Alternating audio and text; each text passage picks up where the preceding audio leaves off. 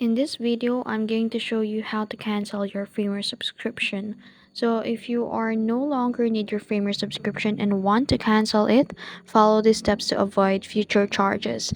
Now, on your Framer account, on the left side, navigate the settings from the menu.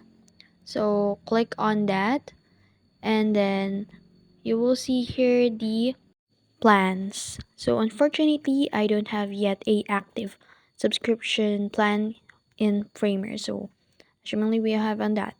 Under the subscription section, you'll see there a active plan. So click manage subscription and then or cancel plan and then follow the on-screen instructions to confirm your cancellation. Now to check your cancellation status after canceling, you should receive a confirmation email from Framer and then your subscription will remain active until the end of your current billing cycle.